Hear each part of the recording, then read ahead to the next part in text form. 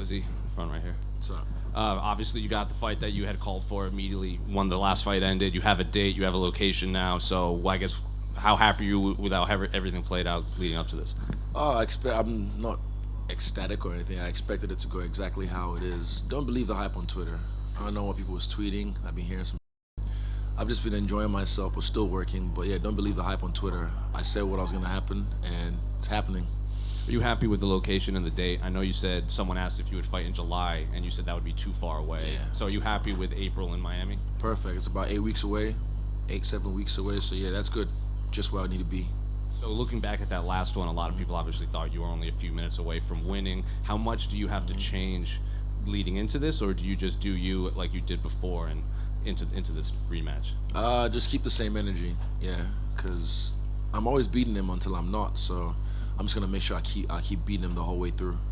And obviously, it's a lot of other fights below you too. Jorge Masvidal's fighting in Miami too. So what are you expecting from the Miami crowd down there? I think it's the first time in 20 years going back to Miami, and yeah, they needed a big fight to do it.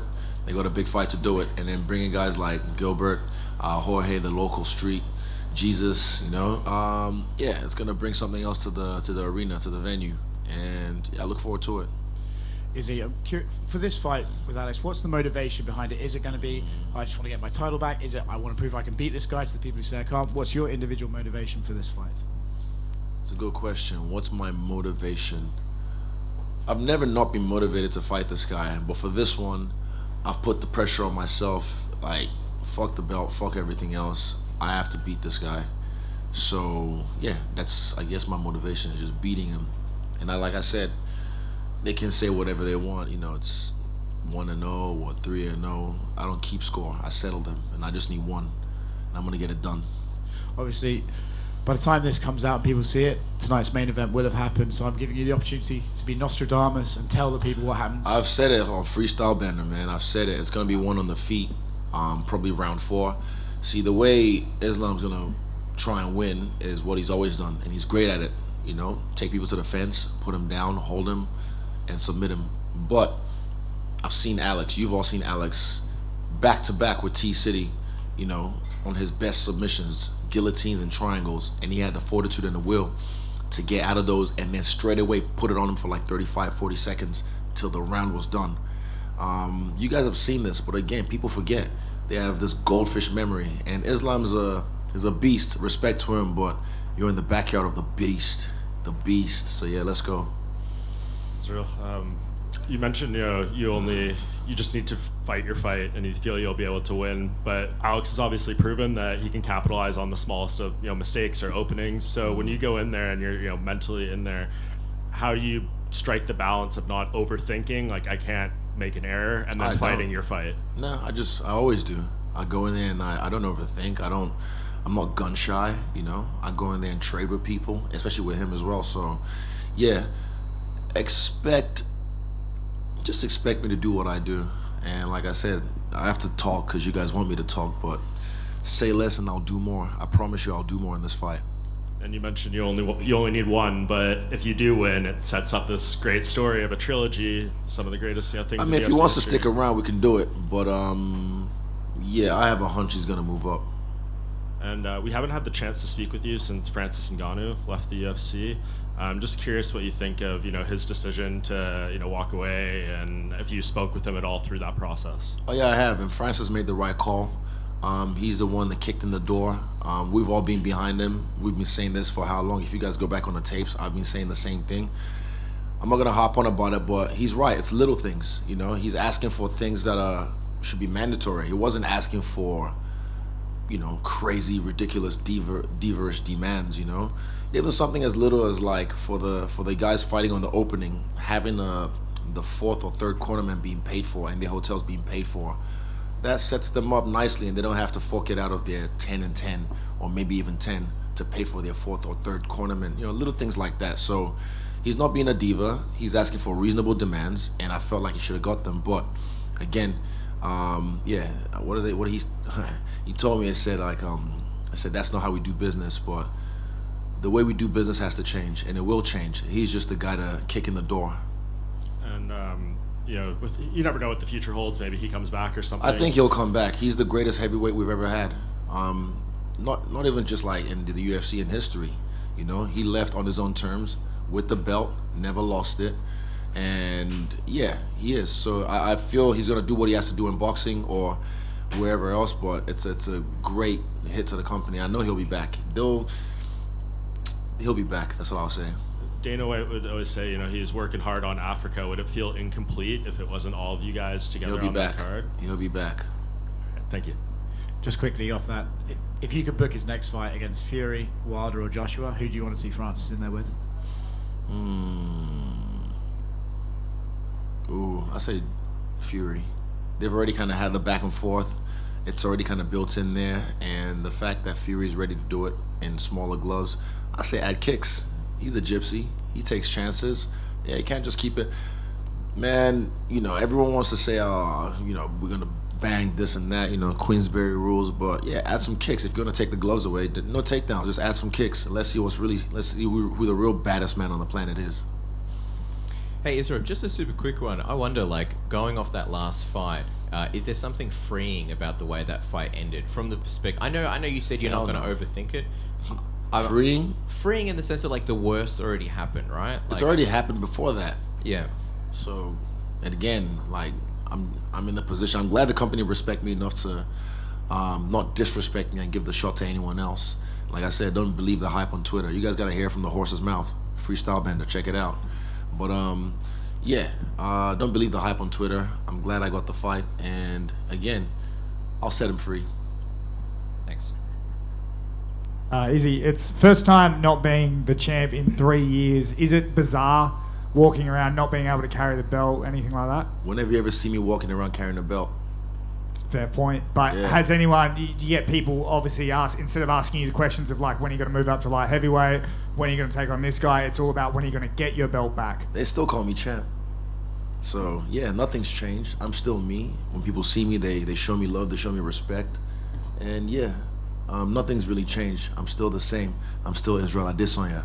And does the Twitter noise affect you, honestly, or is it really just you just see it Oh, no, all the I time? don't, like I said, over the holidays, I muted all of you. I don't want to be seeing all this shit on my feed, so I'm just following memes and things. But yeah, I hear things because people tell me, but it doesn't affect me. I'm just like, apparently you tweet, sign the contract or whatever. I bet you it wasn't him. Probably his manager told him to tweet that. But I'm like, there was not even once when I wasn't going to sign the contract. So what was the point of him tweeting that? And then all of you grab it and, oh my God, is the fight going to happen? Is it in jeopardy?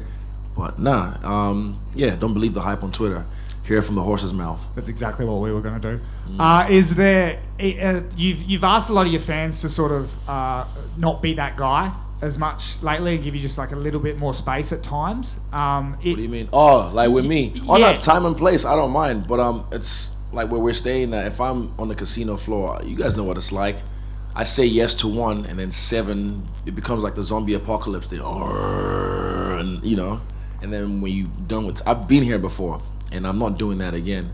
I remember after my debut here 5 years ago, I took a walk down the street. We're staying at the Hyatt, and I walked down the street alone because I was like, I can only do this for a few more times. And I remember going to a cafe just off the road and chilling, having my coffee alone and just reminiscing and enjoying my freedom. And I still have those freedoms. I can still walk in my city alone. Not all the time I'm rolling deep. But yeah, I just understand, the privacy I need, the respect of boundaries. No means no, innit? Yeah, me too. Have your fans respected that? Yeah, a lot of people respect if I say no because, I'm in the lobby of somewhere and there's fucking hundreds of people. Because people will see you taking a photo and then they see, they're mobbing him. They don't even know the UFC or know who you are, but they'll just start wanting to take photos. And I'm not with that. I want to go have lunch or do whatever, I'm still a human being. I expect it to be treated as such. Thank you. Is in the front, a couple more. Obviously, in your last few fights, you made known there's usually a theme of your camp, like when you walked out. It hasn't come to me. It doesn't. I was gonna ask. You've been using the image of Gara a lot on your social medias, and you've changed your Instagram cover Profile, and everything. Yeah. I mean, there's a literal demon trapped inside of him. Is that the theme for this camp? I don't know. Like I said, I'm just a vessel. It comes to me. Everything comes to me. I got a new tattoo, 2 of them. This one revealed itself really quickly the next day. This one's still coming to me. So this is all a game. I'm just a character. I'm an avatar. I'm a spiritual being living a physical life, and I customize it like any other game. So yeah, I just customize my character, and I know, yeah, player one's playing right now. Put it that way. And I know you're a fan. You were a fan of the UFC and boxing and everything. Apparently, a report came out yesterday that Jose Aldo is in talks to box Floyd Mayweather in an exhibition match.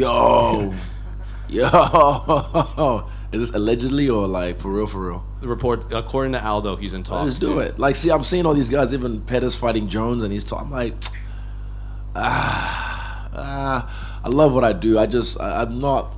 I don't like my weapons being taken away from me. That's just me. But man, I mean, get your monies, man. Get your monies, because we only have so long we can do this for. So respect to all of them, and I actually look forward to that fight. I'm excited for that. That's cool.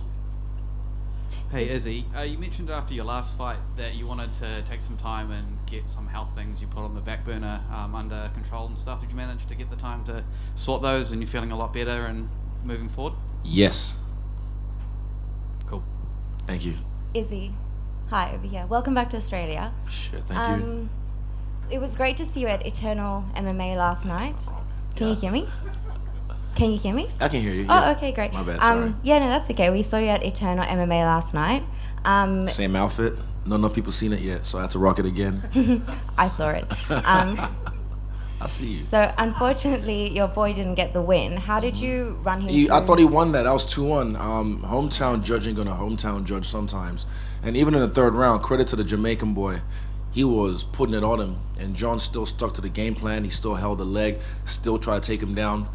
And yeah, he won the third round, but the first 2 rounds, and it's happened before, even on the local scene in NZ, tall puppy syndrome. We've had some kickboxing fights, boxing fights, MMA fights where clearly we won, but because of who we are as a team, as a gym, sometimes the judges would just be like, well, and give it to the other guy, and it's unfair. But yesterday was a robbery. Respect to the homeboy, but yeah, John won that shit 2-1. I have a follow-on question. So, how did you run him through the post-fight? The debriefing. I think the come down is often just as important as the build-up. Oh, with John? Yeah. Oh no, still that's personal, but we're cool. He's good. He's in a Yeah. good place, and yeah, he's got his family around him. He's got us around him, so yeah, we're good. Okay. We move. Good. Thank you. Thank you. Hello, Israel. What's up? I'm sorry for my English. No, you're fine. No, don't be you. sorry for that. Fedor Yemelyanenko ended his career in 46. He losing to Ryan Bader without any changes. And it was a title fight. Which is better, to end career at the peak, or at 40s, or at 46 years old by knockout, but in title fight? Nah, man, that's not how anyone, even a great as Fedor, should go out at all. He just loves to fight. I'm sure he's not struggling for money. He's just a guy who loves to fight. And I love to fight as well, but I know, okay, so I've been in the UFC 5 years, right? If I'm being honest, I'm not going to be here in 5 years. I have other things to do in life. I've said this on with John Anik when I was talking to him on an interview. I said, you've never seen on my Instagram bio or any of my social media bio UFC fighter. Once I became a UFC fighter, when I became champion, never UFC champion. I never attached myself to this. I love this shit and I'm fucking great at it, but I never attached myself to this, and I'm gonna leave on top. So yeah, that's the best way I feel like you should leave. But again, I've been here 5 years in the UFC. It went like that. We'll see how long I'm here for, but I don't think it's gonna be 5 years. So just, not just me, but enjoy this shit. Each person, while we do this, enjoy it, because I'm loving it. And when I'm done with this, when I'm really done with this, I'm gonna miss it. So I really soak it all up. Each camp, each sparring, each training, I'm present. And when I'm doing my raps with my boys, I look around and I feel like we're just gladiators about to go to war. And it's powerful. So yeah, I'm gonna leave on top. And yeah, just enjoy me while I'm here. Thank you. Just off that, if you took away the Twitter noise, you took away the press and all that stuff, how longer would your career be extended if it was just the physical? Oh no, it's not even, no. That has nothing to do with it. I expected all that as part of this. For me, this is just, I have other things to do in life. I have other avenues I want to explore. And I'm 33, even though I look really young. I'm 33 and I feel very young, and I'm feeling like I'm still learning. Even you saw I posted I was with Craig Jones the other day on the wall working. I picked 2 moves off him that I'm like, ooh, I can use that really well, and I did. So yeah. Excuse me. Get it? All right. Thanks, guys. Appreciate it. Thank you for watching ESPN on YouTube. For live streaming sports and premium content, subscribe to ESPN+.